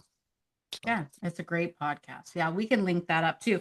So if I'm gonna ask you this one question and then we're oh, gonna and let people oh, know. Oh, and I do have a bunch of online courses, and they're not yes. difficult, guys.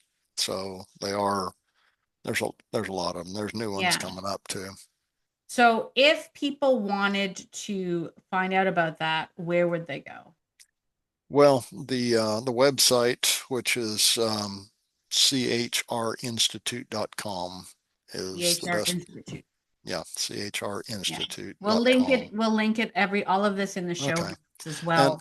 my Facebook page for canine dash, and that's the word, not the abbreviation, canine dash human relationship institute Facebook page. I put a lot of information out there, as you know, Hmm. all the time. It's just about information and upcoming things, and I try to explain what's going on with dogs, show photos, or you know I have a new puppy in that I'm developing into Saw that. service animal.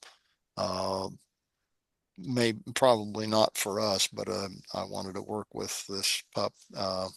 Was recommended to me for potential service animal work. So and she's doing well. She's a great little sweet dog and very intelligent. So Yeah.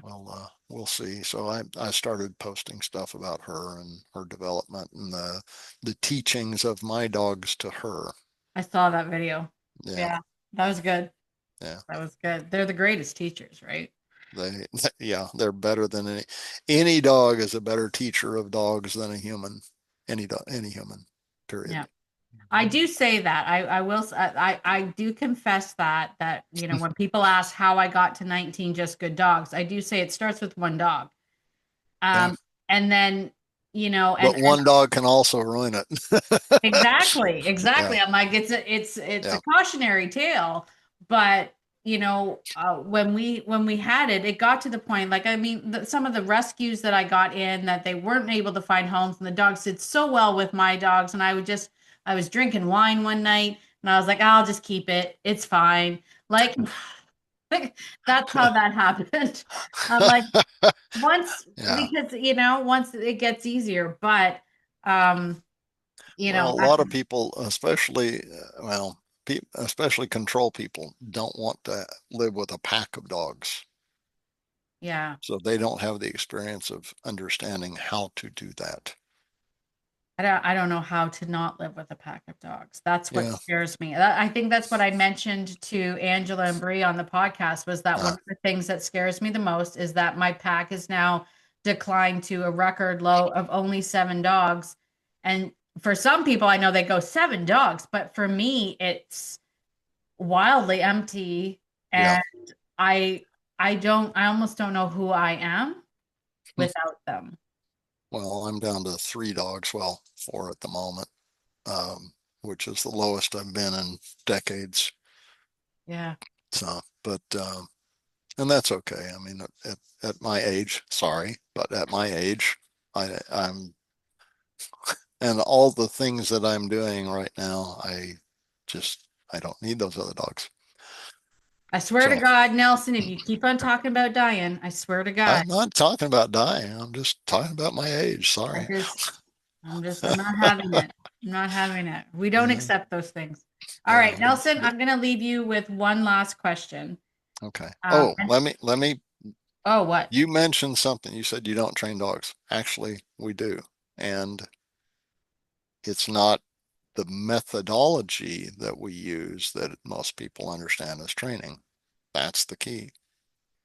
I train my dogs. They know how to sit, stay, come, down, place, leave it, on by, hike, everything. They know how to do all that through communication, Hmm. through agreement. I agree with my dogs and I look for yes 100 times more than no. Hmm. That doesn't mean I do say yes 100 times more. It means I'm looking for it to agree with the dog so the dog understands what I agree with and how I can capture that behavior. Because humans always look for no. The only thing you ever say is no to your dog. You don't ever agree with what they do. So how do they know whether you agree with it and how important it is?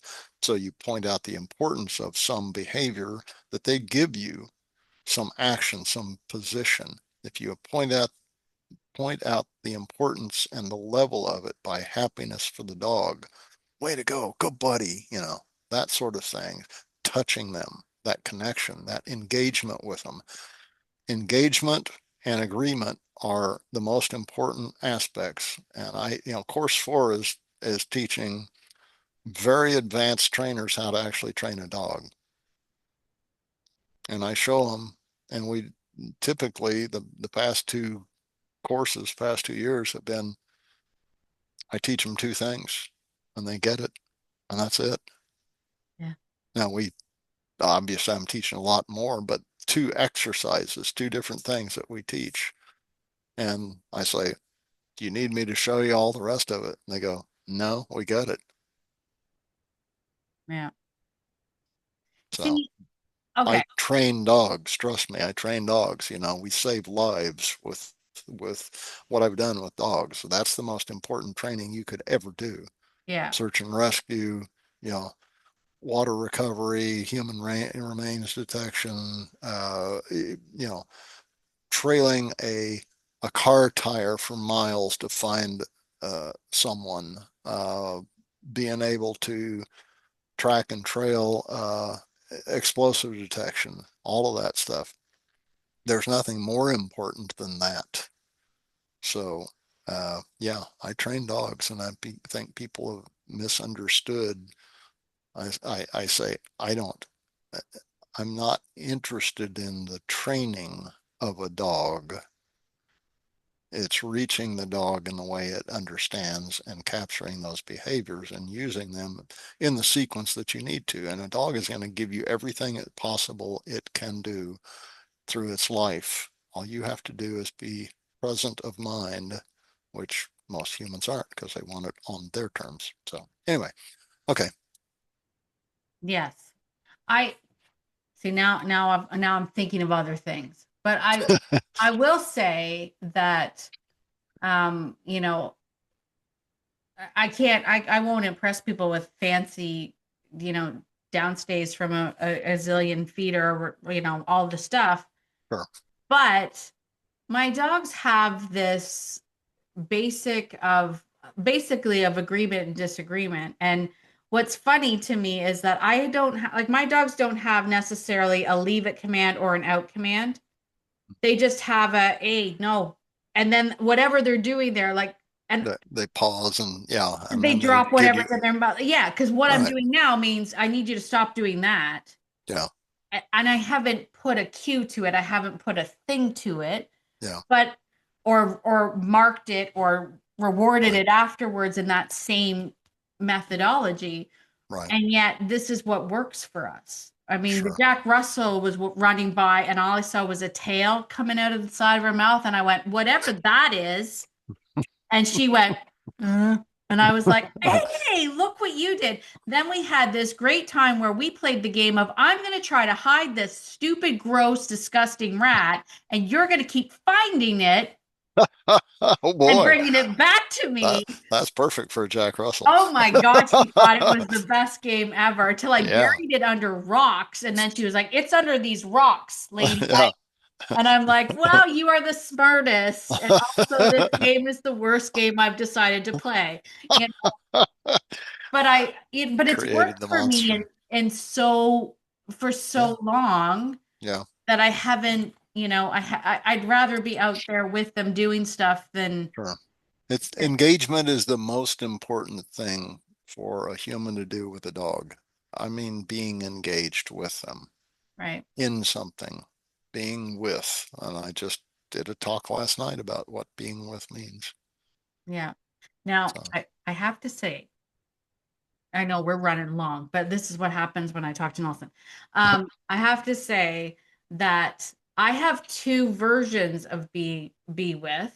We because it was called be with originally. I learned it for horses hmm, when I was doing natural horsemanship. And it was also the most humbling experience because I was told to go out in the field and just be with my horse with no expectations.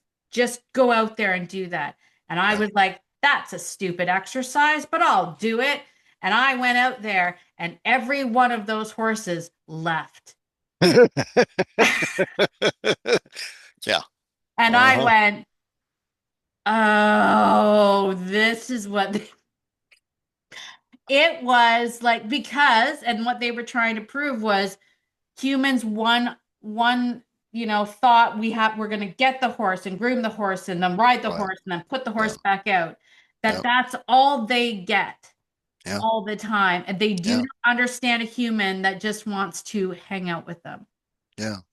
It's funny, I had someone want me to come see their horse. They'd had it for, it was a retired racehorse. It was a beautiful animal, but it had got picked on by another horse in a boarding place and out in the field and bitten up pretty good. I actually had some scars. Yeah. And so I met her there and so we walked out. The horses were down the hill and it was pretty good size acreage and there were trees and couldn't really see them. Sort of had to walk downhill for a while and then saw them and the horses saw us and started coming up and she pointed hers out and she goes, and there's the blankety blank that is tacked, and that horse started coming up. And so I walked straight towards that horse. And man, it was like, whoa, because I was coming at it like I would, a Predator. predator. Yeah. Yeah. So I'm the predator, and that horse knew immediately, and the rest of them just kind of cleared out, and I went straight for that horse, just walking at it, and it goes whoa, and it goes off on the corner. Well, all the rest of the horses kind of gathered around me then, and her horse came to me first, and she was so pissed that the horses preferred me over her. Yeah. So Yeah. yeah, So I've had some experience with horses. So yeah. I uh I do I often mention that a lot of like people that do horsemanship or whatnot or have listened to some of your stuff will recognize the blending of that with my experience because Mm, I've done a ton of stuff with horses and horses for me I had to learn the hard way. yeah. I've grown up with dogs and I call myself I was the freaky little introverted kid that never talked and just had two German shepherds as best friends growing up. So I Yeah. think I relate to them better than people. And and Yeah. so I get it. yeah, and Yeah. so but horses not so much. Horses was just something I've So always wanted. you've held so you waited till later to start talking, huh? Now you can't stop. No. Now you can't shut me up. Exactly. Exactly. If you Uh, look at all my report cards when I was a kid, it was like Tracy's very shy and she doesn't say anything. And now you're all paying the price. You are all paying the price, my friend. yeah. And now I have a podcast. So, Well, there you go. Here, ta-da! here, Yeah. Now it's here, going. here she comes, the world. Uh, You'll regret saying that I needed to speak up more in class. I'll tell you that much. uh, But yeah, so horses weren't as innate for me, and so yeah. I had to like when I went through natural horsemanship and the fact that they're bigger, and if a horse doesn't want to move, Yeah, it's not going to. it's Yeah. not going to move. So I had Right. to really learn this idea of cooperating with an There you go. animal. Yeah. And so it was sort of through those techniques and also melding in with your information that I kind of came up with like all of this. And so Yeah. but you're such a huge inspiration to me and I hope that you know Yeah. how much you mean to me and how much you've changed my life and by extension my hope is that I get to continue on your work and your good the words that you say and the work that you do through my work and that's kind of I hope that I do you justice is what I wanted to say. Well, I'm beyond honored and humbled, actually, and I mean that. Rarely do I know whether anything I teach or say is worth anything to anybody else. So it's kind of a rare occasion for someone to, I'll use the word gush. I fangirl over you all the time. Well, I I have no idea why, but thank you. I I'm not too proud to admit that. I'm not I will say I'm that. just I'm just a guy. I'm just I'm just further down the path than most people is all. That's all. Yeah, you've lived a lifetime for sure. You've lived a lifetime for sure. That's All what right. I hear. So I have to ask you if there was one thing that you think every dog owner, lover, whatever you want to call them, should know that it will enhance their life with their dog, what would that be? Hmm. Wow. One thing. That's hard. I know. Um, and I would say that um,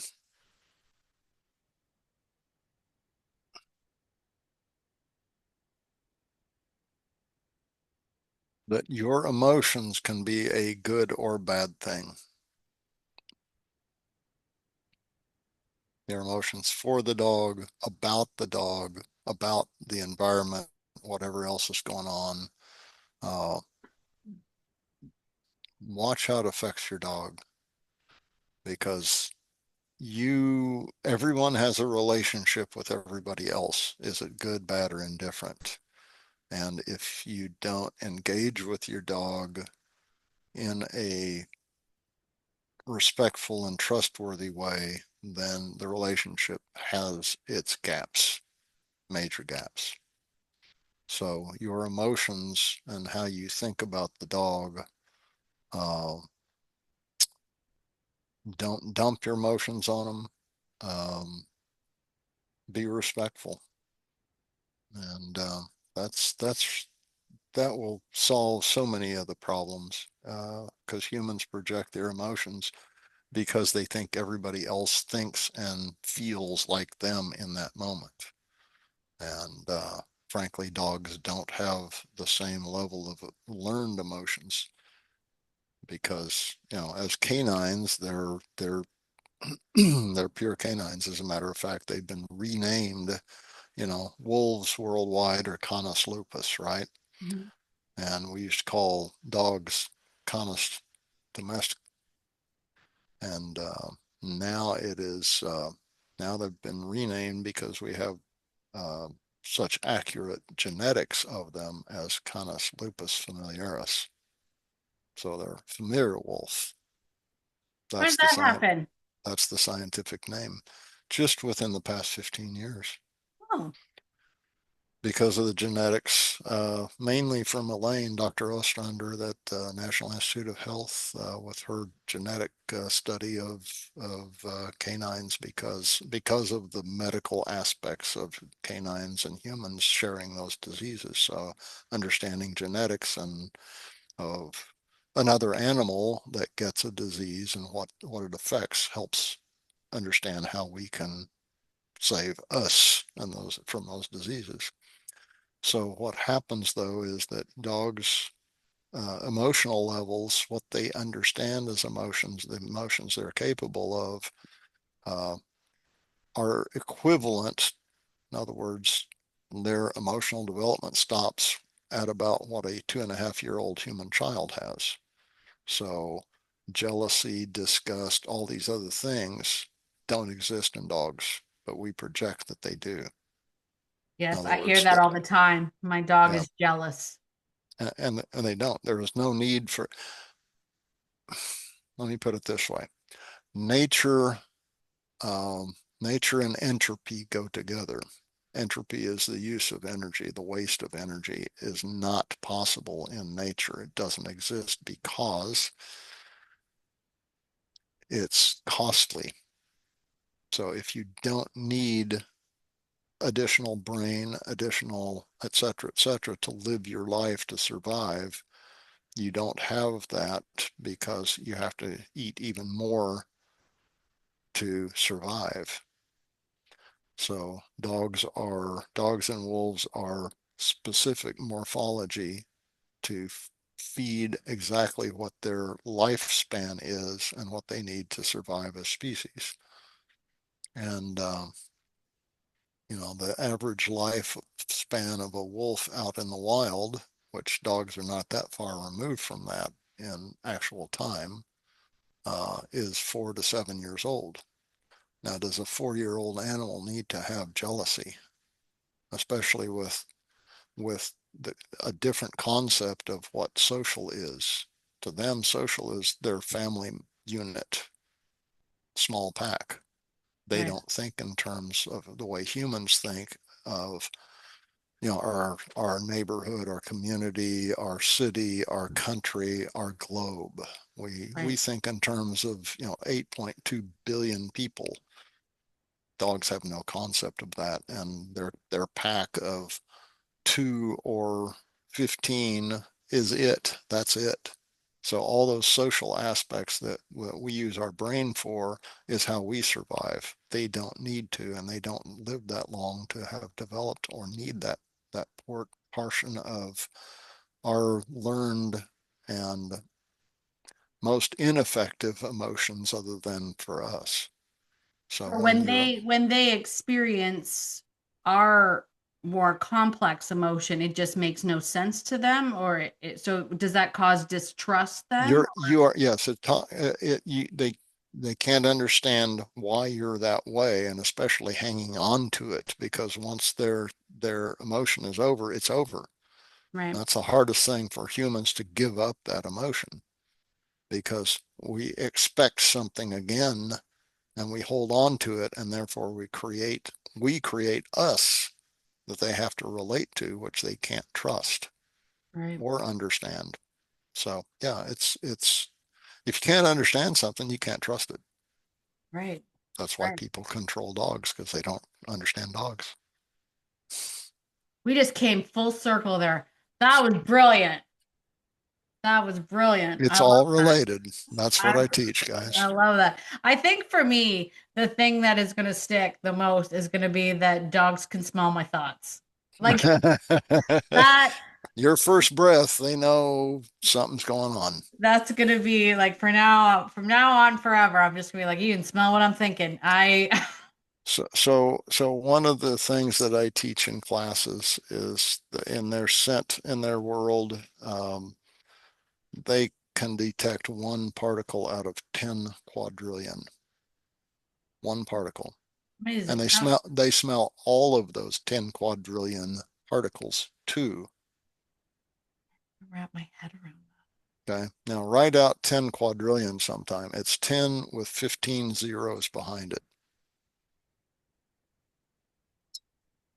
One particle out of that. So that. Amazing. smelling something, and they know that the time also of when it happened, because of the degradation of the smell, the signal. So they're absolute beyond genius with their nose. It's child's play for them. I can't even, you know what? I can't remember what I just listened to. It was about training, but they were talking about, the benefit of using treats and whatnot, and then saying that, dogs remembered the exact place where the cookies were kept in a house like 10, 15 years ago because of the positive association. And I was like, or maybe they can still smell the cookies that were there 10 They years can. ago. In class, I say, I've been in 54 countries on Earth that I admit to, and and if my scent where I've been hasn't been washed off or rained on and degraded, it's still there. And an animal like a dog or a bear can still smell it, or an elephant. They have incredible olfactory capabilities. That's insane. So, yeah, that's their universe. Just like we see things and we have that visual image. Tell you about it's interesting. We do have capabilities with our scent too. The first time I landed back in Venezuela after 40 years of being gone, the second I got off the plane, went through the terminal, and I walked out the door of the terminal, the smell hit me. That was the first thing that I remembered, was the smell. Yeah, I've heard that Yeah, smell will trigger our memories faster than anything else. Yeah. yeah. So Yeah. So we're not duds, is what you're saying. no, we just ignore all that. Trying to leave us on it. Humans have some good qualities that Yeah. Oh, we do. We do. I mean, we're the problem with humans is we think we're the pinnacle of evolution. We're just a step along the way somewhere. that's So true. Nelson, anyway, thank next you. time next time we'll talk about quantum physics, okay? Yes, one of I'll my definitely favorite be there for subjects. that. I will say this because I have had people ask, how is it that Nelson has like all of this information and all that. And I will say, one of the things you told me very early on is that you don't watch television. I don't watch much television. Much When I television. do, when I do, it's for purpose and it's an exact thing. I don't waste time. Most people do something and then they want to be entertained Yes. and they want to, I don't know, they do things that I don't understand. I'll put it that way. So I just spend my time thinking, studying, doing things. I enjoy learning. That's what I do. Learning. That's what I've done my whole life. So Yeah. I guess I'm weird. I thought it was normal. No, sorry, I hate to tell you, it's not. But hey, we still love you. That's the main thing. That's Well, a few maybe the do. main thing. All right. So Yeah. thank you very much, Nelson, for this. This has been incredible. Thank I'm you, sorry for Tracy. taking up so much of your time. I've enjoyed every bit of it, so thank you. You can reach Nelson, find out all the information. We're going to link all of this in the show notes. We're going to find all the information at chrinstitute.com is his website. That's where you're going to find Yes. all the courses, the online courses. You can sign up for that subscription. I highly recommend it. It's once a month and you will take down notes. You will get the replay. You will take down more notes. You'll hear it again and go, "Oh my, so much more." So, once again, Nelson, I can't thank you enough for this, and I appreciate all the time and everything that you've done and what you do for the dog world and the people that love them is amazing. I love the fact that you've dedicated so much of your life to learning and studying, and now you're sharing that with us. So, I thank you very much. I'm honored, truly and it is my purpose in life at this point. It truly is a gift. So, So I thank you. And I just have to say my final sign off, as always, get out there today and be the person that your dog thinks you are because your dog thinks you're amazing. And so do I. Have a fantastic day. And I will see you all in the next episode. Bye for now. Did I stop the recording?